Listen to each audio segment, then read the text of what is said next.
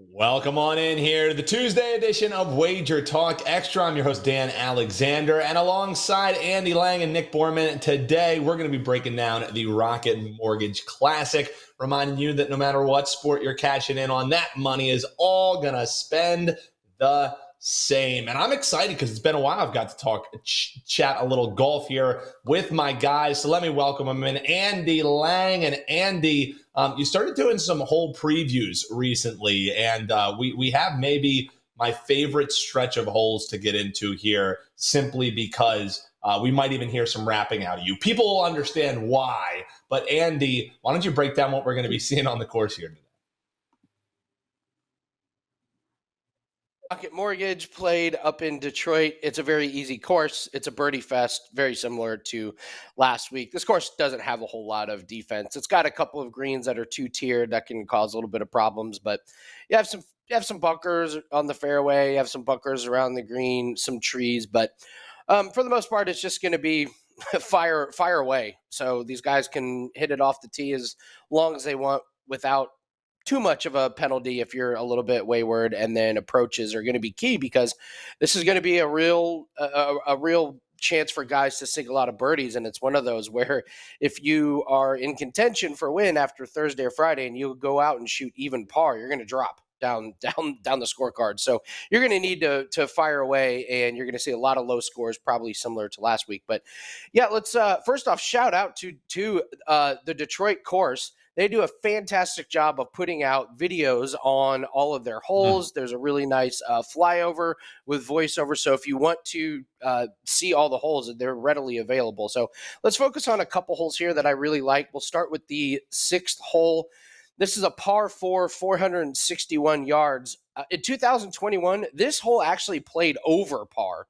So this is one of the few tough holes on this course, and it's mostly because of the two-tiered green. We can see here on the fairway, it's got a lot of trees on the left and the right. And then we look at this green here.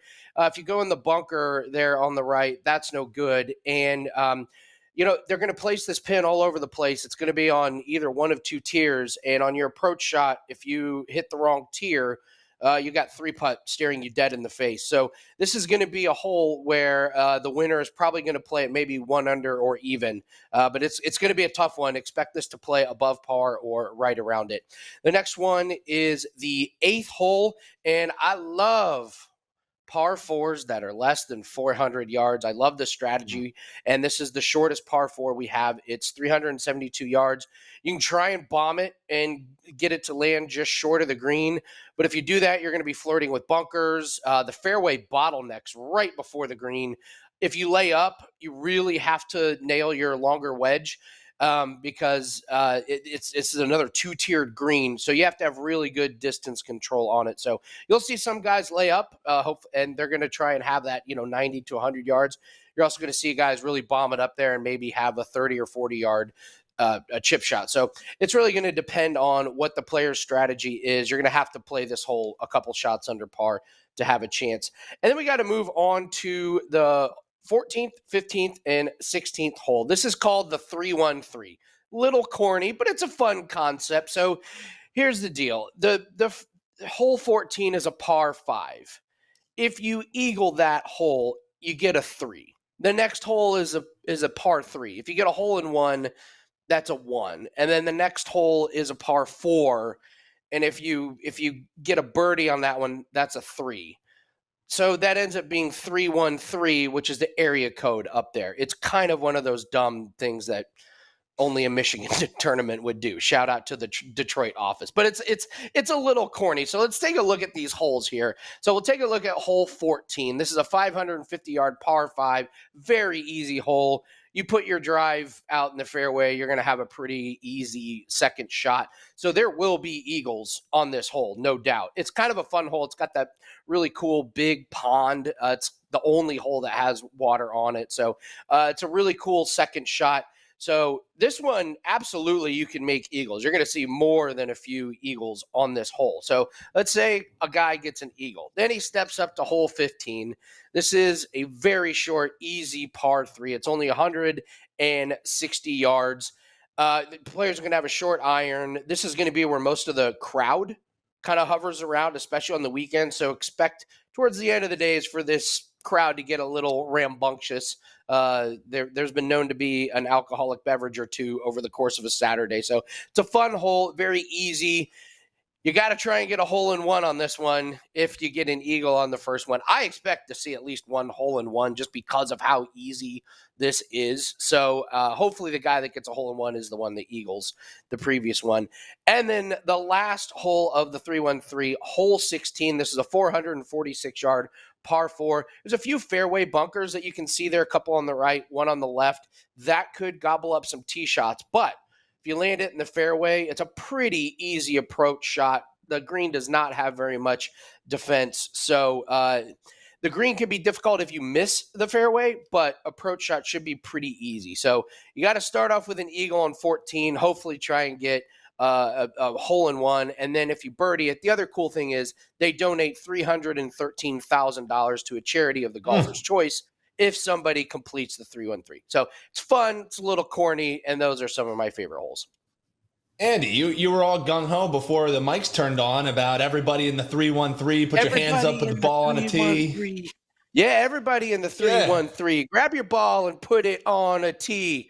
Yeah. Yeah, not great. Not great, but not awful. Not awful. The effort was there, Andy.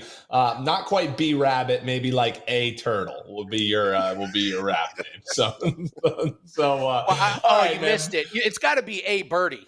Come on. Oh, that's good. That's on me. That's on me, Andy. That's on me. A Birdie dropping it right there. All right, A Birdie. How about you let us know who's your players that can trip you up for this weekend's Rocket Mortgage Classic?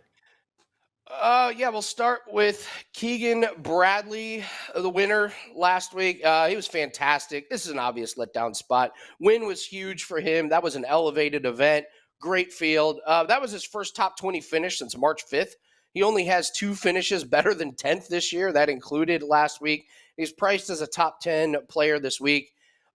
He has great putting and around the green numbers, but his approach numbers are a big red flag for me. Last 3 months, he's only plus 0.04 strokes gain approach. That's outside the top 60 in this field. So he's not been hitting his irons great, but his putting has been bailing him out. He doesn't play well here anyway. He's finished 44th, 15th, and 45th in 3 tries here. I'm not going to be betting on him this week. I won't have him on DFS. So Keegan Bradley is first one. Up next, Tony Finau. He's the defending champ. It's an easy course. He has a win this year at the Mexico Open, which was an easy course, but that field was way easier than this field. I just don't think having him as the favorite and the most expensive golfer in DFS, no way. Outside of the win at the Mexico Open, he hasn't finished better than 20th since February. The last 30 days, his putting has been awful, minus 0.92 strokes gained putting. That is shockingly bad. It's actually 24th worst in this week's week field. No way I'm investing in Tony Finau, despite the fact he's the defending champ. And then finally, Justin Thomas. Whew, you want to speak about bad putting?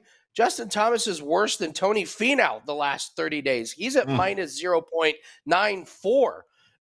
And he finished 9th last week, but he was still minus 0.31 strokes gained putting. Last week was Justin Thomas's second finish this year, better than 10th. I don't believe he's turned the corner. He had one amazing round last week that accounted for almost half of his shots under par.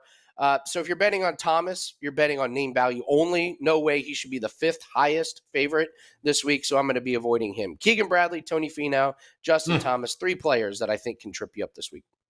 JT making the list of players that could choke like Papa Doc in the final rap battle. See, I'm going to keep it going, Andy. I'm going to keep it going on the 8 Mile references. All right, so we know who to stay away from. Who do you think might show some value heading into this weekend? As far as DFS goes, at least, DraftKings Darlings time, what 3 golfers are you eyeing? Well, I'm going to start with Ches Reavie. He's only 7,200. He's been pretty under the radar until last week's 4th place finish. He's made the cut in 5 straight tournaments, 6 out of 8. He doesn't have great course history here, but he's playing really good golf this year. So I'll focus more on how good he's been recently as opposed to how he's played this course. Lee Hodges, I think it's a great buy low in DFS on Lee Hodges. He missed the cut last week, but he's made the cut 4 straight before that. He finished 44th here last year, so he made the cut. He gave us weekend points. I'm not too worried about Hodges just because of one missed cut last week. And then finally, Doug Gim, 7,400. He's finished 15th, 12th, and 19th his last three tournaments. He missed the cut here last year. I just like him as this price. It seems like he's found just a little bit of magic in his game right now. He's playing kind of above where he normally plays. So we'll see if we can get one more good week out of him. So Ches Reavie, Lee Hodges, and Doug Gim. Right now on my profile page on WagerTalk.com is the free article and the breakdown of the Rocket Mortgage. This includes the DraftKings Darlings as well as the rest of the players that will be in my lineup this week. It's free bet, players that can trip you up in a breakdown. So that's free on WagerTalk.com.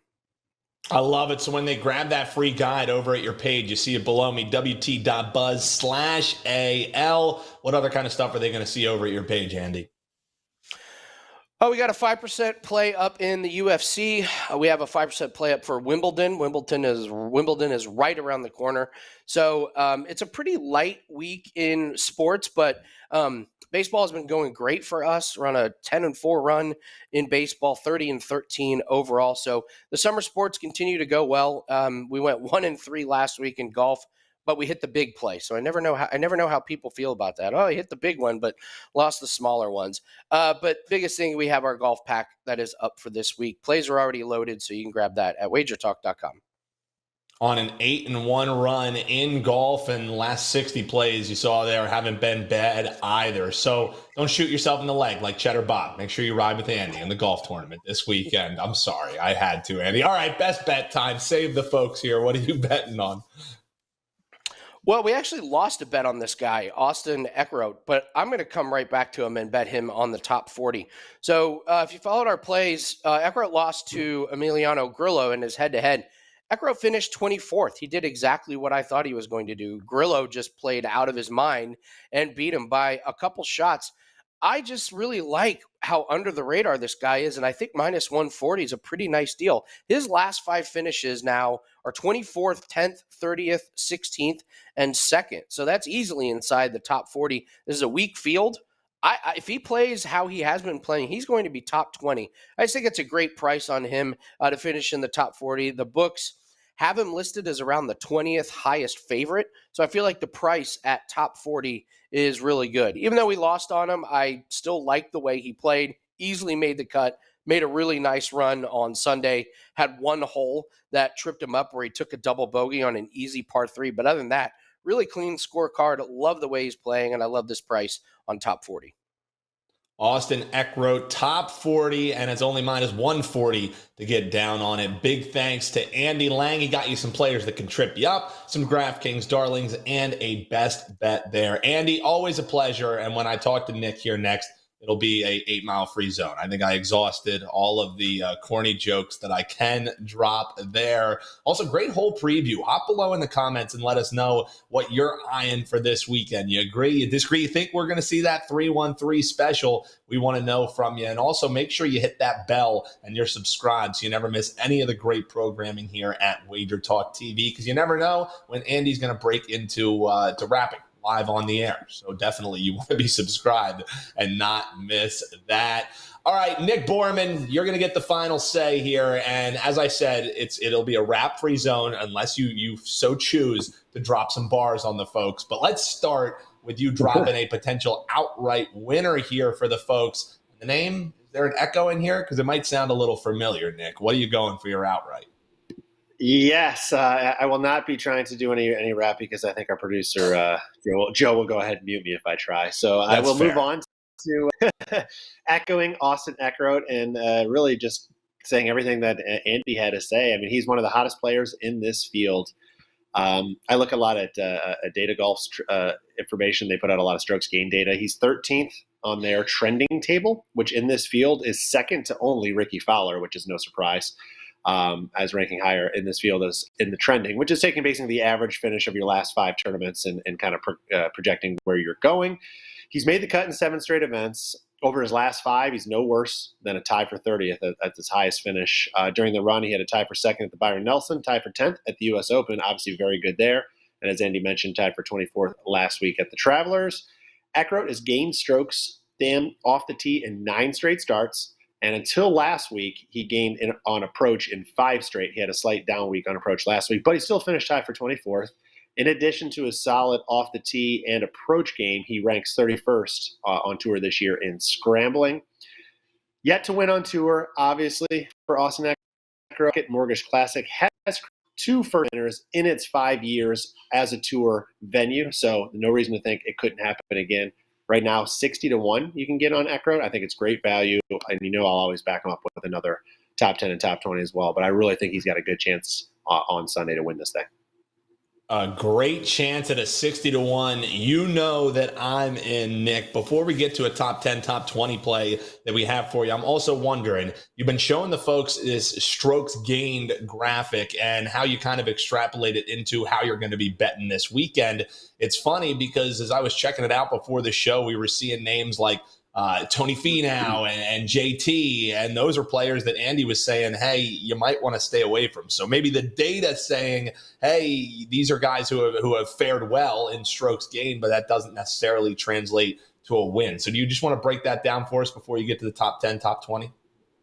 Yeah, absolutely. And I think this is a good example of what Andy's talking about. So the odds board is very close to what you're seeing here on the screen, right? These are the big names in the field. And over the last 12 months, the last year, these are the best players in the field, right? But that's a lot of time, and that's a lot of data. And some of that goes back to the fall when players were playing different. Everybody that plays golf knows it's very ebb and flow. One month you could be on, the next month it looks like you've never played golf before.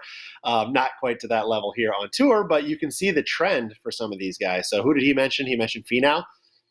Great over 12 months, but look at his recent 3 months. It is trending downwards. JT, another perfect example of that. So what Andy's suggesting is, even though over the last year and probably longer, right, there were some of the bigger names on tour, they are good players. They are not playing to their caliber right now, and they are not anywhere near where their odds probably should be as far as how they're currently playing. They are where they should be over a longer period of time, but that's the challenge of betting outrights.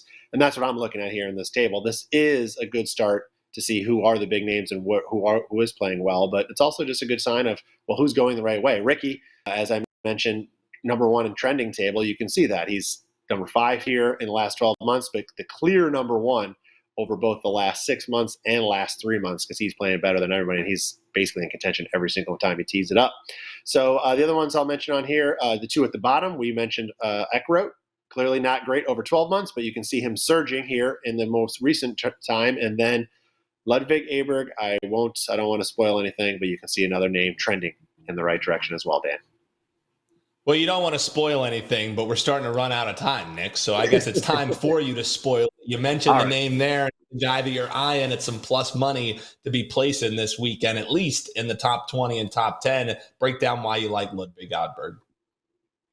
So this is a great week to take a chance on really one of the game's future stars, and Aberg is exactly that. He just turned pro a couple weeks ago. He just graduated from Texas Tech, and he has now made a splash on the tour. In his 2 professional starts, he finished tied for the Open and tied for 24th last week at the Travelers, so very good right out of the gate. He also did have 2 prior starts on the tour as an amateur because he was still in college back in March. He made the cut at both the Arnold Palmer Invitational and the Valspar, and he had a respectable tie for 24th in that Arnold Palmer Invitational as well. So that means in 4 tour starts so far this year, Dan, he's made the cut in all 4, and he's got 3 top 25 finishes. So clearly this kid can play. And if you look at that graphic we showed before, and you look at his world rankings, he's outside the top 500 in the world, but that's only because there's no data yet professionally on him. He was the number 1 amateur in the world until he turned pro, and he finished his college career at Texas Tech by winning 4 of his final 7 collegiate starts. So the guy can play. And then, like many of the younger guys that we're seeing come out, they're just being taught speed, and that means smashing the ball off the tee. Aberg can hit it a long way, and this week that's going to play. There's not a lot of trouble, as Andy mentioned, for hitting wayward drives, so he's got that going for him. He's going to smash it, have short clubs in. He's got a good chance, not only 10 or top 20, but he were probably early in his career. We saw Tom Kim do it last year in his first season win. I think it was like his 3rd or 4th start. Aberg very well could be onto that pace as well. So I'll be betting him a little bit outright, but I definitely love the top 20 or top 10 market on him this week. Yeah, and it sounds like buy in now, because those are prices that as his career continues, you're not going to be seeing plus 500s and plus 250s. A great potential buy low before the secret gets out on Aberg, according to my man, Nick Borrman. Nick, let people know what you got locked and loaded for this weekend, because I know golf is always going to be your first true love. Oh, absolutely. We have this week's tournament pack. All our rights and leaderboards are available now on my page at WagerTalk. It's been a great season, up for over 43 units so far this year. 7 outright winners, Dan. So hopefully we'll get number 8 this week. Soccer been on a good run as well. I have one play going Tuesday night in the Gold Cup, which is the North America, Central America Continental Cup that's going on for the next couple of weeks. And then I'll have, of course, MLS posting up later this week. Again, number 1 in MLS this season, going for 5 straight winning seasons there. But golf and soccer for Tuesday night are both up and available right now. WT.buzz/NB. Make sure you check him out. Nick, always a pleasure, my man. We'll be chatting with you again next week to preview a little more golf action here. And that's going to do it. Don't worry. We will be back tomorrow. Andy Lang joining me, Kevin Dolan, Adam Trigger. That's Wednesday's edition of Wager Talk Extra. Some more actionable info coming your way here at Wager Talk TV. Big thanks to Nick Borrman and Andy Lang. I've been your host, Dan Alexander, and we'll see you next time here on Wager Talk Extra.